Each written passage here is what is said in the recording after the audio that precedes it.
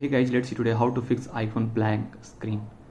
So because many iPhone users are reporting that on their iPhone it's not turning on and it's showing completely blank screen. So guys, if you are experiencing a blank screen on your iPhone and it's not turning on, then you need to follow this quick fix to get your iPhone to turn on and working again. So guys, just tap on volume up, volume down, iPhone logo, it is appear.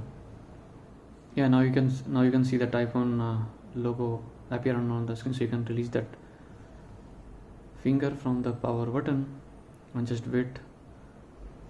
Yeah, now your iPhone is ready to use. So guys, now you can go and check. So guys, if your iPhone blank screen issue is not yet fixed, then you have to do, yeah, so you can see over here, this is the correct adapter whatever that iPhone given. And also guys, that cable, so might be what happen, sometime what happen, you are not using that whatever that iPhone recommended, you are using some third party you are using that adapter and that wire. Yeah, so that is also the cause of this issue. So better whatever the iPhone recommended, you can use the adapter and that wire. After that your iPhone blank screen issue will be fixed.